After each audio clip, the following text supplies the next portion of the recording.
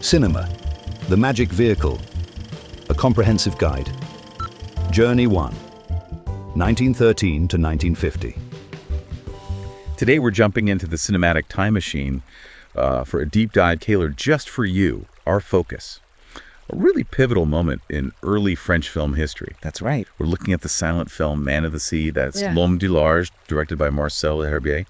And we're pulling our insights today from an incredible source, cinema, the magic vehicle. It's this huge, comprehensive guide, covers film history from 1913 right up to 1981. Yeah, it's quite the resource. And our mission today is, well, a rapid but pretty thorough synthesis. Okay. We want to quickly grasp that essential link between the social context, post-World War I France, and the birth of a specific national film style, French Impressionism. Right. And then we'll analyze L'Herbier's film. It's a perfect kind of complex example because it both embraced this new aesthetic but also, struggled with it sometimes. So this is your shortcut, basically, to understanding some key cinematic treasures that really did shape how we watch films today. Okay, let's unpack this guiding book first.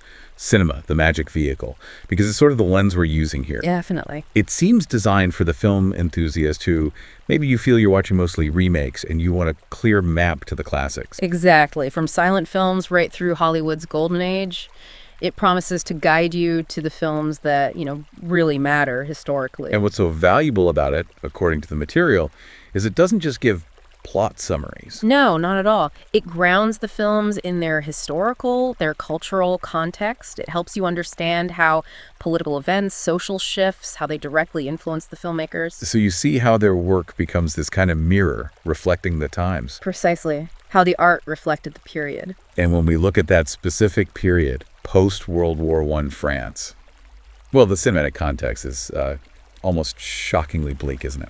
It really is. I mean, France was the birthplace of cinema. You think Lumière, Méliès, the absolute foundation. Yeah, the very beginning. But the sources are clear. 10 years later, after the war, French cinema was seen as being of very little consequence. It's quite a statement. Wow, so it had really fallen behind. Dramatically, yeah.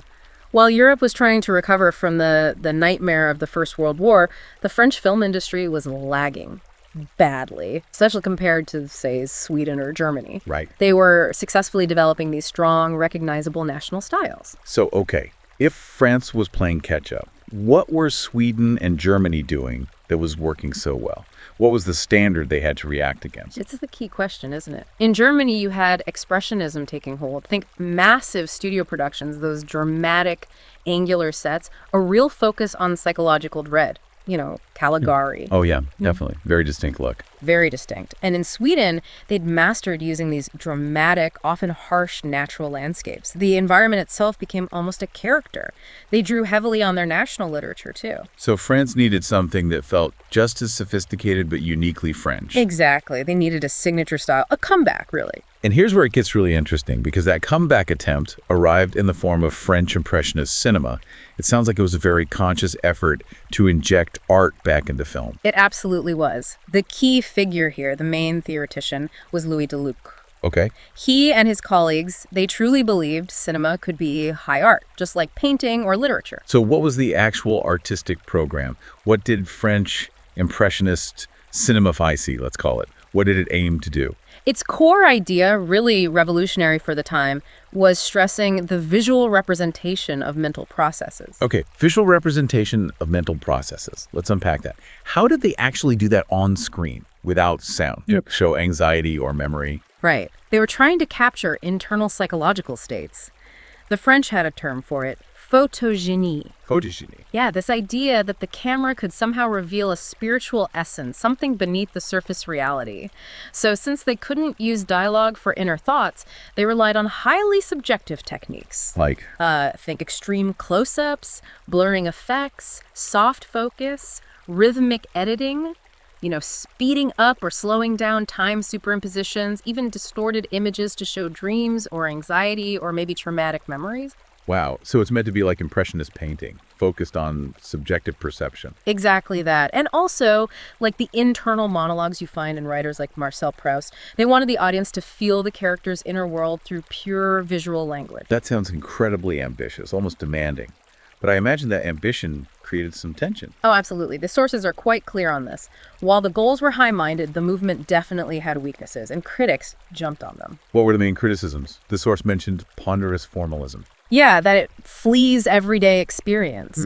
Basically, critics felt it could be overly intellectual, too subjective, sometimes just hard to follow or connect with emotionally. Too confusing or maybe just boring for some. Pretty much. The effort to be profound sometimes led to narratives that felt, well, cold or overly complex. Deluxe's own films like Fièvre or La Femme de Nulle Part, they were seen as examples of this, maybe excessive formalism. And you see that visual subjectivity really clearly in pioneers like Germaine Dulac too, right? Her film La Souriante Madame Boudet. A classic example, yeah. From 1923, it uses those deformed images and associative editing techniques, textbook style, pulling you right into the main character's frustrated inner world. So where does Marcel L'Herbier fit into this? His work is also noted as being aesthetically exaggerated. Right, he's definitely part of this movement. But Man of the Sea, the film we're focusing on, it's interesting because he made it relatively early in his career, around age 30. This was sort of before the avant-garde went into full, purely formalist mode. So L'Herbier was applying these new theories, but to a very classic, quite heavy dramatic plot. So the theorists are pushing for high art, but L'Herbier is trying to ground it. How did he actually translate that onto the screen, especially with this setting, the rough Brittany coast? Let's dive into Man of the Sea itself. Okay. So L'Herbier directed, and he also scripted it. It's adapted from a powerful short story by Honoré de Balzac and Drame au bord de la mer. A serious literary source. Very much so. It was a Gaumont production, and the length noted is 1,690 meters, which was pretty substantial for the time. And the production details give us a real anchor in that era, like the photography handled by George Lucas. Yeah. And we should stress for listeners, not the George Lucas you're probably thinking of. Definitely not. An important clarification. This George Lucas was a skilled cinematographer of the silent era. And the art direction, costumes, that was Claude Autant-Lara. Okay. And the cast included Jacques Catelin, who apparently also helped with editing. Yes, he did. And a very young Charles Boyer, playing a character called Gen Latoup. That's right, Boyer early in his career. But there's one detail in the source about the cast that really jumps out. The actor Lily Samuel. She's listed specifically as lesbian. Yeah, that's quite remarkable, isn't it? It really speaks volumes about maybe the emerging artistic and social context of 1920s Paris. I think it does. It's a fascinating historical marker. The fact that the sources make a point of noting that cast listing, it reflects perhaps some of the post-war artistic freedom, maybe in certain circles, that allowed for different identities or representations to start appearing, even if explicitly labeled like that, especially compared to maybe more rigid standards elsewhere. Interesting. Okay, let's turn to the central drama of the film. It's about Nulf, right? A proud Brittany sailor. Yes, very proud, very rigid.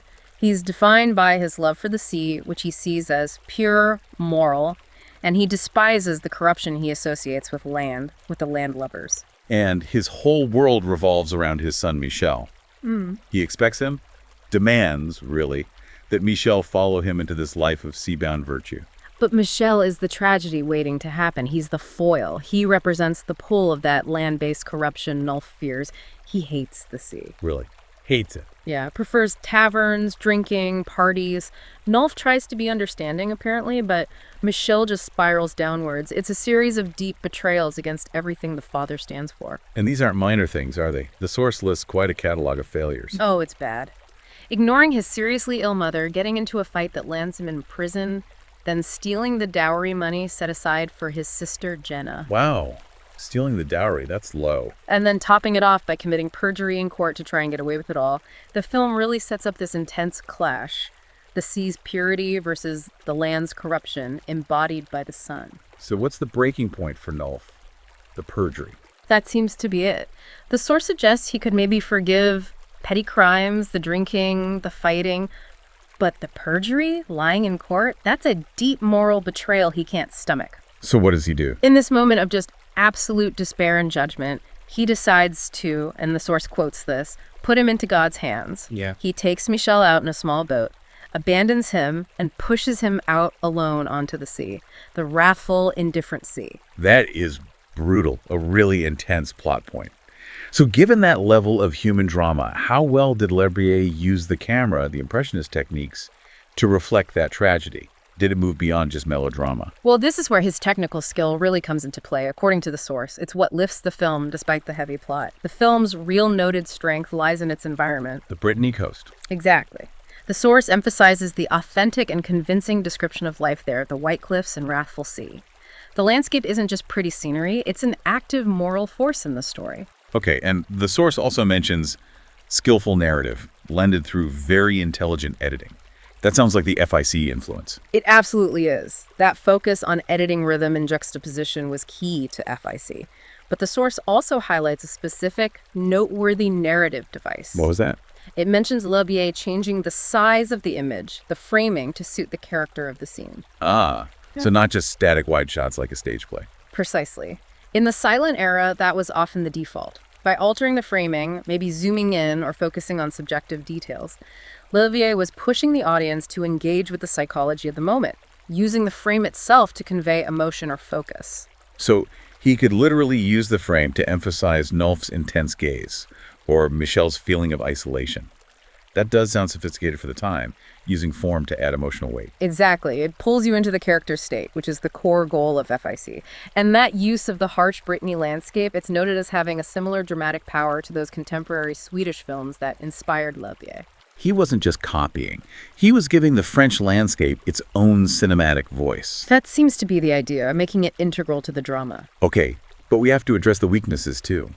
The source says French cinema faced this critique for a long time, and Man of the Sea wasn't immune. It was rather theatrical and overacted. That's true. That's a common critique noted in the source. The acting style could be quite grand, performative. Though Roger Carl, who plays Nolf, is mentioned as being relatively good, perhaps more restrained. But the biggest issue, the most significant flaw highlighted, seems to be the ending, described as an unbearably melodramatic finale. Yes, that's where the film seems to really stumble, according to the analysis. So after all that build-up to betrayal, the moral conflict, the brutal abandonment at sea, how does L'Herbier wrap it all up? Well, it resolves in a way that feels almost too neat, too clean for the harshness that came before. Michel gets miraculously saved by fishermen. Okay. And through this trauma, he learns to love the sea after all, and he returns, redeemed, to his father. Redeemed just like that. Pretty much. And the sister, Jenna, she was so devastated she'd entered a convent. Right. Well, she leaves the convent and marries a sailor. It's a very tidy, very sentimental conclusion. It does sound like it almost undermines the severity of everything L'Herbier spent the first 3/4 of the film building up, that harsh moral reality. It risks doing that, intensely so. But connecting back to the bigger picture, despite that melodramatic ending, the film is still strongly credited with its realistic, authentic portrayal of local customs. The details of life there. Exactly. Everyday life. The Easter fair scenes, the specific costumes, the people against that powerful Brittany landscape. So even if L'Herbier sort of fumbled the ending into sentimentality, he definitely anchored the film's art in a kind of gritty local reality first. That's a great synthesis. So we've seen how Man of the Sea really sits right at this crossroads. You've got the demanding new artistic theory, FIC, emphasizing visualizing interstates. Right, the photogeny. And on the other hand, the practical need for commercially viable stories, authentic local settings, something that wouldn't completely alienate the audience with pure formalism. It really represents that core challenge for these early cinematic movements, doesn't it? How to push boundaries, how to be art house, while still delivering something dramatically satisfying. L'Herbier was trying to marry that cinematic sophistication with a popular, almost novelistic plot from Balzac. So, for you, the listener, the final takeaway here is that this film is really a key example for understanding that tension. How do you innovate, use those new visual techniques like associative editing or image manipulation without becoming excessively formalist, as the critic said, and still tell a powerful story? It's a real tightrope walk. It is. And that tension between the artistic ambition and the maybe overly sentimental resolution is definitely worth thinking about. Consider the role of the environment again. Okay. If the film's biggest strength was that authentic portrayal of the harsh Brittany coast, the wrathful sea, the very elements that gave Nolf's act of abandonment such raw, powerful justification. Right. The landscape justified the severity. Exactly. Then does that unbearably melodramatic finale with its neat redemption and happy ending, does it ultimately betray the dramatic power L'Herbier built up through that landscape and his intelligent editing earlier on? Does the ending weaken the film's core strength? That's definitely something to mull over as you continue exploring these fascinating cinematic treasures.